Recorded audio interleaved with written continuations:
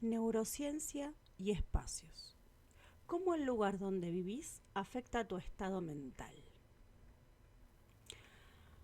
Un día, investigando, me hice una pregunta que alguien en algún momento se las debe haber hecho, pero yo no encontraba información de eso.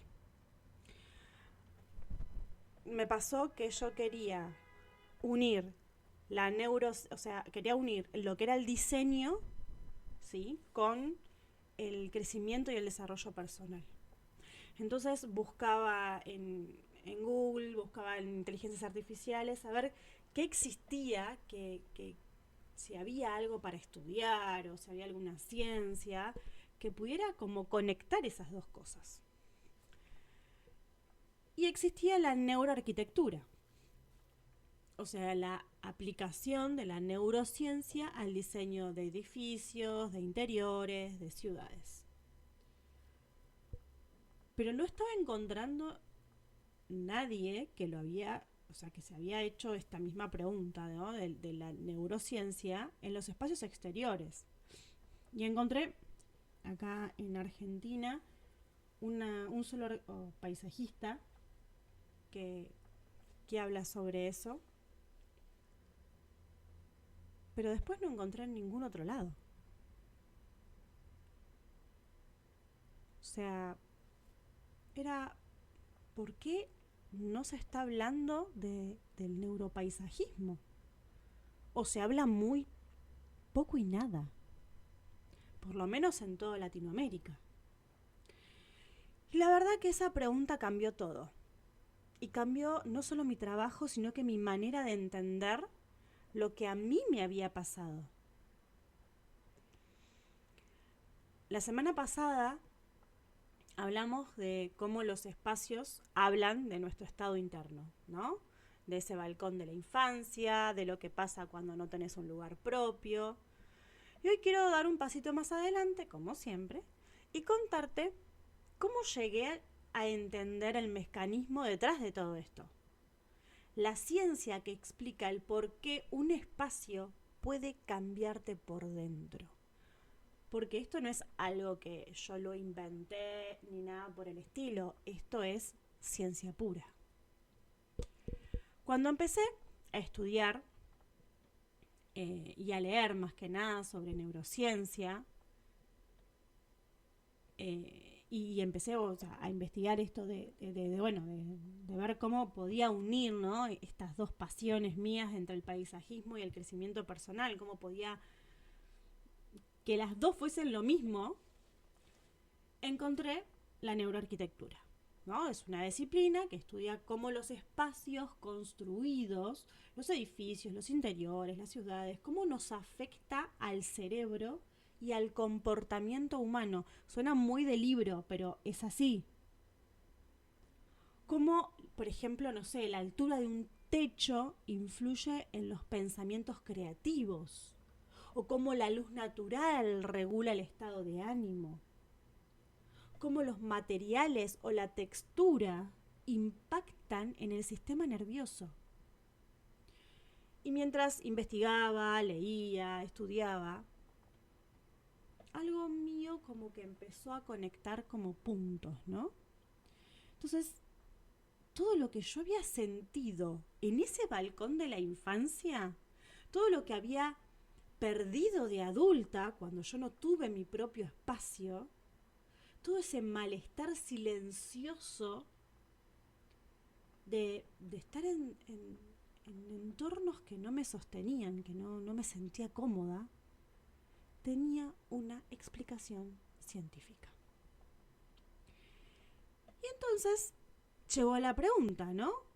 Si esto existe para los espacios interiores, para los edificios, todos los espacios construidos, ¿por qué no existen para los espacios de exteriores?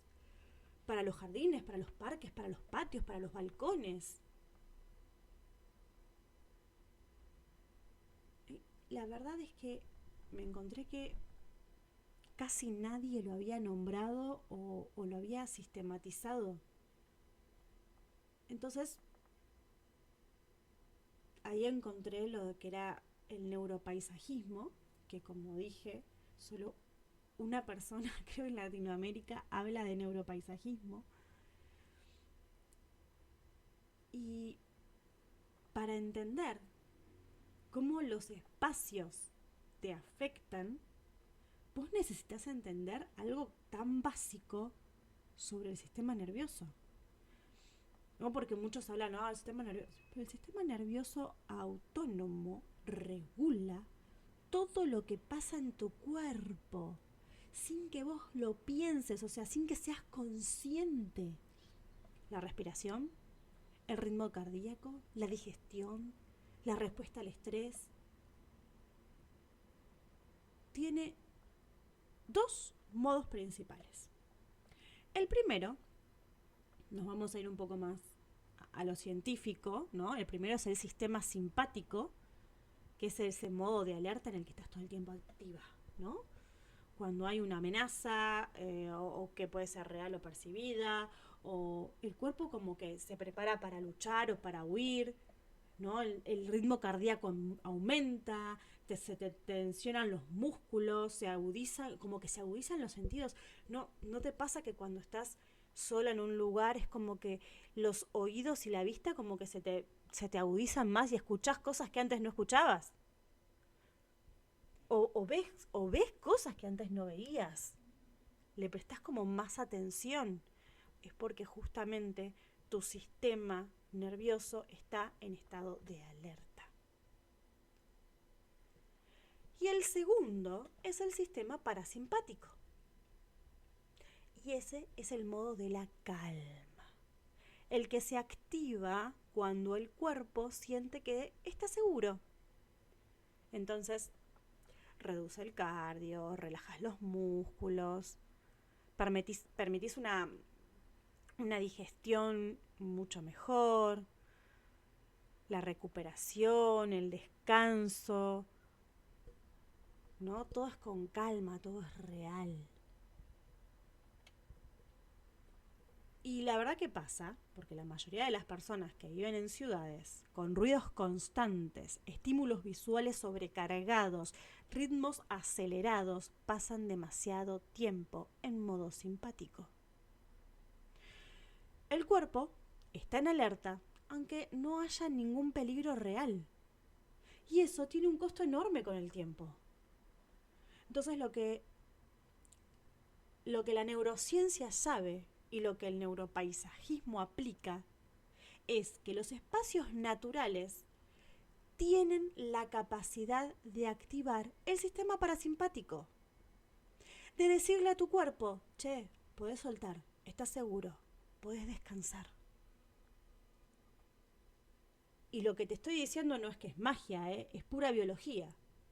Los espacios naturales activan el sistema parasimpático a través de varios mecanismos que el cerebro empieza a procesar de manera automática, sin que vos lo decidas. Esto vos no lo decidís, lo hace solo el cerebro. El verde. El cerebro humano asocia el color verde con seguridad y recursos, porque durante miles de años el verde significaba agua, alimento y refugio. Y esa asociación sigue activa dentro tuyo, en tus genes, en tu ADN. El sonido del agua corriendo, tiene como una frecuencia que el sistema nervioso reconoce como segura, una frecuencia de onda, un ruido. Porque no es casualidad que cuando escuchás la lluvia o escuchás un río, te calmas. No es casualidad. La luz natural regula el ritmo cardíaco. Es el reloj interno del cuerpo. Cuando nosotros tenemos acceso a esa luz natural, el cuerpo sabe qué hora es, cuándo descansar, cuándo activarse. Ahora, sin luz natural, ese reloj se desregula y tu cuerpo pierde referencias. La escala humana, los espacios que no nos abruman, que tienen una proporción que el cuerpo puede procesar, generan esa sensación como de seguridad. Por ejemplo, un jardín íntimo, un rincón con plantas o un balcón con vista a algo verde, le dicen al sistema nervioso que el entorno es seguro, manejable, confiable. Cada uno de estos elementos por separado tiene un impacto, pero combinados pueden transformar cualquier, o sea, sí, a cualquier persona transformar completamente su estado. Y eso es lo que me fascina del neuropaisajismo y por eso es lo que me gusta estudiar y lo que me encantaría hacer. Yo cuando entendí todo esto, entendí también algo sobre mi propia historia. Porque ese balcón de la infancia no era especial por ser grande o lujoso. Era especial porque tenía exactamente lo que mi sistema nervioso necesitaba. Algo verde, luz natural, silencio y la sensación de que ese espacio era seguro y mío. Por eso cuando de adulta perdí ese tipo de espacio, no fue solo una pérdida simbólica, fue una pérdida real, concreta, de algo que mi cuerpo y mi mente necesitaban para funcionar bien. El agotamiento que sentía, la dificultad para descansar de verdad, la sensación de estar siempre en alerta, no era solo emocional. Era el resultado de vivir sin los estímulos que el sistema nervioso necesitaba para calmarse. Y eso me lo enseñó la neurociencia.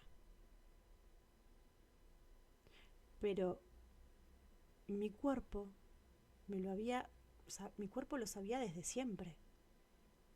Obviamente no tenía la capacidad ni el conocimiento para ponerle nombre, ni saber lo que me pasaba. Vivimos en un mundo que nos aleja cada vez más de los entornos naturales. Las ciudades crecen, los espacios verdes se achican, el ruido, los estímulos visuales no paran. Y el cuerpo lo paga. La ansiedad, el insomnio, la dificultad para concentrarse, el agotamiento crónico que no se va con dormir, porque podés dormir 8 horas y sentir que seguís estando agotada. Muchas de esas cosas tienen que ver con vivir en entornos que no le dan al sistema nervioso lo que necesita. A ver, yo no digo que un jardín te vaya a curar todo, porque no es tan simple. Pero digo que el entorno que vos habitás importa más de lo que te contaron. Que no es solamente el lujo tener acceso a la naturaleza. Que no es superficial prestarle, digamos, atención a los espacios donde vivís y trabajás. Es una necesidad del sistema nervioso tan básica como dormir o alimentarse. Cuando vos empezás a entenderlo, empezás a mirar tu entorno con ojos completamente diferentes.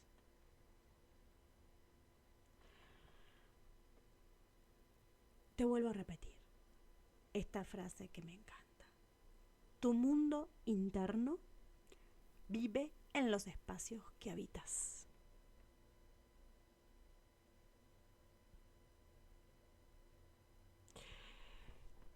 Esta frase es el corazón de lo que yo hago o que quiero hacer.